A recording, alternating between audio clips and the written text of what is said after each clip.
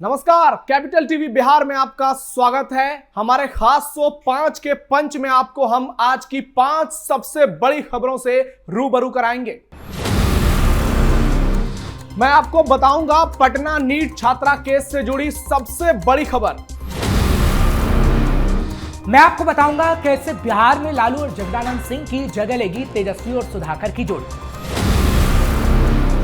मैं बताऊंगी नीतीश कुमार की समृद्धि यात्रा के जरिए बिहार वासियों को क्या कुछ सौगात मिल रहे हैं। मैं आपको बताऊंगी कि कैसे बिहार में 52 लाख लोगों के राशन कार्ड से कट सकते हैं ना। 5 के पंच की आखिरी खबर में बात आरसीपी सिंह की मुश्किलों की।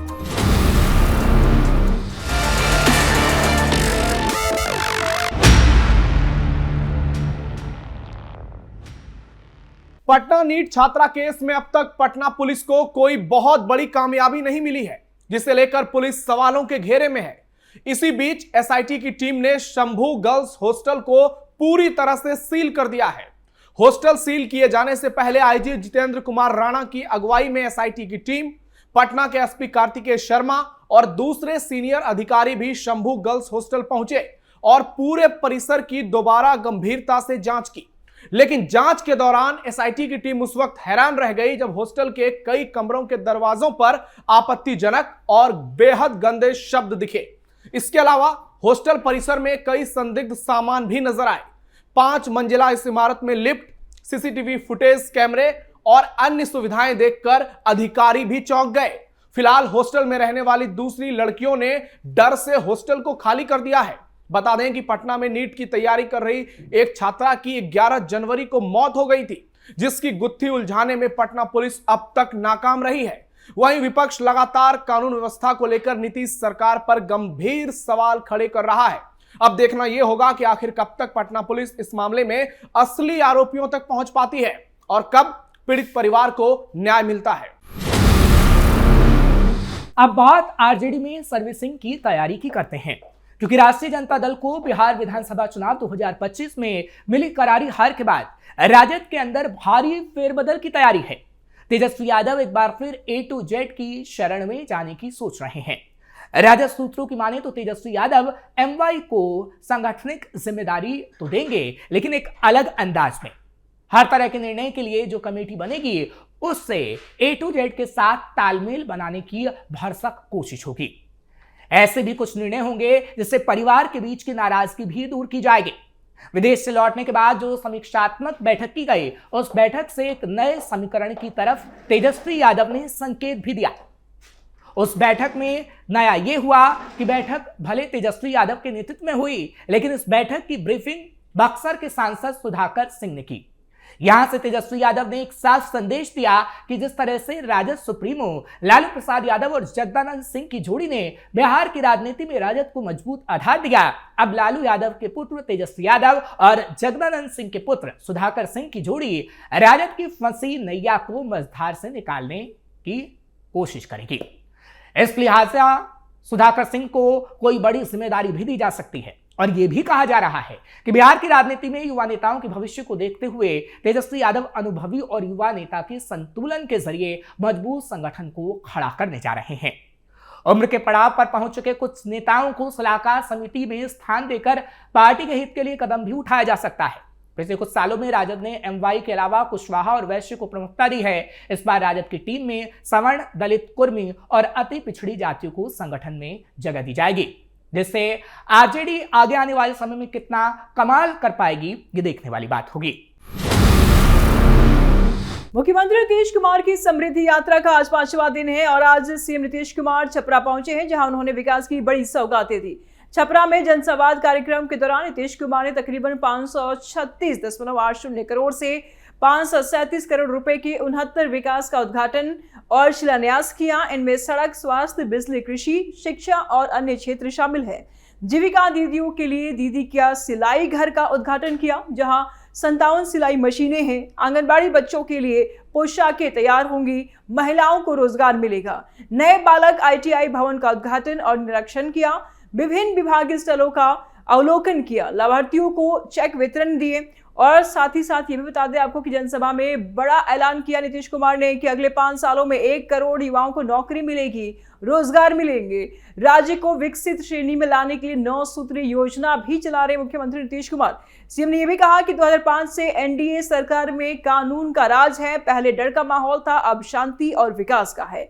हर घर 125 यूनिट मुफ्त बिजली पहुंच रही है। सोलर लाइटें लगाई जा रही हैं। कृषि उत्पादन में वृद्धि हो रही है, जिसमें मछली उत्पादन 2.5 गुना बढ़ा है। आत्मनिर्भरता बढ़ी है महिलाओं की भी। समृद्धि यात्रा 16 जनवरी से शुरू हुई, 24 जनवरी तक 9 जिलों को कवर करेगी। कल की अगर हम बात कर ले तो गोपालगंज में इनकी यात्रा थी, जहां 316 करोड़ की 40 योजनाएं इन्होंने लॉन्च किया और यात्रा चुनाव के बाद पहली बड़ी आउटरीच मानी जा रही है। पुरानी घोषणा की समीक्षा की गई। इस दौरान नई परियोजनाओं को देखा गया और जनता से संवाद कर रहे थे। जनता में भी नीतीश कुमार से मिलकर के काफी उत्साह देखा गया। तो सीएम की आगे की यात्रा की अगर बात कर ले तो 22 जनवरी को सिवान में, जहां जनता को 200 करोड़ रुपए से ज्यादा की योजनाओं की सौगात मिलेगी, और साथ ही साथ 23 जनवरी को मुजफ्फरपुर में यहां भी बड़ी योजनाओं का उद्घाटन, शिलान्यास और समीक्षा होंगे। 24 जनवरी को वैशाली जिला में यात्रा का समापन यहां होगा और साथ ही साथ अंतिम जनसंवाद और योजनाओं की समीक्षा के साथ बिहार विकास का संदेश भी दिया जाएगा। खबरों में अब बात करेंगे राशन कार्ड से 52 लाख लोगों के नाम कटने की। बिहार में अवैध राशन कार्ड रखने वाले और फर्जीवाड़ा करने वाले हो जाएं सावधान, क्योंकि राशन कार्ड धारकों के लिए एक बड़ी खबर है। राज्य सरकार ने फैसला किया है कि लगभग 52 लाख लोगों के नाम राशन कार्ड से हटाए जा सकते हैं। इसका कारण यह है कि इन लोगों का आधार नंबर सही नहीं है या आधार वेरिफिकेशन में उन्हें रिजेक्ट कर दिया गया है। राशन कार्ड हटने के बाद ये लोग सस्ते या मुफ्त राशन की दुकानों से अनाज नहीं ले पाएंगे। खाद्य एवं उपभोक्ता संरक्षण विभाग ने ये कदम उन लोगों को रोकने के लिए उठाया है जो अवैध तरीके से राशन का फायदा उठा रहे थे। यानी कई लोग अपने परिवार से ज्यादा राशन ले रहे थे या किसी और के नाम का राशन ले रहे थे। अब इस फैसले से ये फर्जीवाड़ा खत्म होने में मदद मिलेगी। राज्य में अब तक कुल 5.92 करोड़ राशन कार्ड धारकों का आधार नंबर वेरिफिकेशन किया जा चुका है, लेकिन अभी भी 6.74 करोड़ पीडीएस लाभुकों की आधार सीडिंग बाकी है। इसका मतलब है कि बहुत सारे लोग हैं जिनका राशन कार्ड अभी पूरी तरह से आधार से जुड़ा नहीं है। सरकार ने कहा है कि जो लोग आधार नंबर सही नहीं कराएंगे उनके नाम राशन कार्ड से हटाए जा सकते हैं। ये कदम गरीब और जरूरतमंद लोगों के लिए फायदेमंद होगा, क्योंकि इससे ये सुनिश्चित होगा कि राशन का लाभ केवल उन लोगों को मिले जिन्हें इसकी सच में जरूरत है। अवैध तरीके से राशन लेने वाले लोग अब इसका फायदा नहीं उठा पाएंगे। सरकार ने लोगों से अपील की कि वो अपने राशन कार्ड को आधार नंबर से सही तरीके से जोड़ लें, ताकि भविष्य में किसी भी प्रकार की समस्या ना हो और उन्हें अनाज की सप्लाई लगातार मिलती रहे। ये योजना राज्य में राशन वितरण प्रक्रिया को पारदर्शी बनाने और भ्रष्टाचार रोकने की दिशा में एक बड़ा कदम है।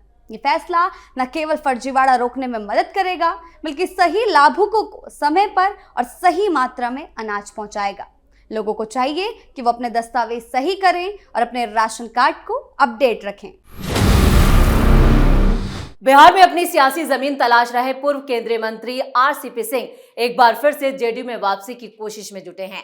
हालांकि जेडीयू के नेता इसके लिए बिल्कुल भी तैयार नहीं है। पार्टी में विरोध तेज है। जेडीयू सांसद और केंद्रीय मंत्री लल्लन सिंह ने पहले ही उनकी एंट्री को पूरी तरह से बैन कर दिया। अब जेडीयू के एक और नेता ने साफ तौर पर कह दिया है कि जेडीयू को आरसीपी सिंह जैसे नेता की कोई जरूरत नहीं है। दरअसल जेडीयू के पूर्व राष्ट्रीय अध्यक्ष और भारत सरकार के पूर्व केंद्रीय मंत्री आरसीपी सिंह ने पिछले दिनों एक बयान देकर बिहार की सियासत में हलचल बढ़ा दी थी। उन्होंने मीडिया के सवालों का जवाब देते हुए अपने और मुख्यमंत्री नीतीश कुमार के रिश्तों की दुहाई देते हुए ये कहा था कि वो कभी जेडीयू से अलग नहीं थे। जब उनसे पूछा गया क्या उनकी वापसी जेडीयू में हो रही है, तो उन्होंने साफ कहा था कि ये आने वाला वक्त बताएगा। आरसीपी सिंह के इस बयान के बाद बिहार की सियासत में इस बात की चर्चा तेज है कि एक बार फिर वो अपने घर वापसी कर सकते हैं। हालांकि पिछले दिनों जेडीयू सांसद लल्लन सिंह ने दो टूक जवाब देते हुए कहा था कि यहां पर उनकी कोई जरूरत नहीं है। पार्टी को गर्त में पहुंचाने वाले लोगों के लिए जेडीयू में कोई जगह नहीं है। वो यही नहीं रुके थे, उन्होंने आगे कहा था, कौन आरसीपी सिंह, इन लोगों के लिए जेडीयू में कहीं कोई जगह नहीं है। जेडीयू के 72 से 42 पर पहुंचा दिए गए थे और इस पार्टी के जो समर्पित कार्यकर्ता और बिहार की जनता ने फिर से नीतीश कुमार को 42 से 85 पर पहुंचा दिया है। ऐसे में 72 से 42 पर पहुंचाने वाले लोग यहां आकर क्या करेंगे? अब बिहार सरकार में जेडीयू कोटे से परिवहन मंत्री श्रवण कुमार ने भी साफ कह दिया कि आरसीपी सिंह जैसे नेताओं की जेडीयू को कोई जरूरत नहीं है। उन्होंने ये भी कहा कि नीतीश कुमार को कल तक आरसीपी सिंह बता रहे थे कि नीतीश कुमार बीमार हैं, तबीयत खराब है और कुछ काम के लायक नहीं है। उन्होंने आगे ये भी कहा कि आरसीपी सिंह जिस पार्टी में गए हैं उस पार्टी के नेता कह रहे थे कि 25 सीट भी आ जाएगी तो हम राजनीति छोड़ देंगे। नीतीश कुमार को फिनिश कर रहे थे, लेकिन आखिर सन्यासी पार्टी के लोगों को आज क्या आवश्यकता पड़ गई? ऐसे लोगों की कोई जरूरत नहीं है जो कल तक नीतीश कुमार को फिनिश कर रहे थे, उसी के यहाँ आज माथा टेकने के लिए बेचैन है। अब देखना यह है कि आरसीपी सिंह जो जेडीयू में वापसी के लिए अपनी राह तलाश रहे हैं, वो अब इसके लिए क्या तिकड़म लगाते हैं। लेकिन फिलहाल आरसीपी सिंह का राजनीतिक भविष्य अधर में लटक चुका है। इसी के साथ 5 का पंच में इतना ही। वीडियो कैसा लगा कमेंट करके अपनी राय जरूर दें। वीडियो को लाइक करें, शेयर करें और कैपिटल टीवी को सब्सक्राइब जरूर करें। धन्यवाद।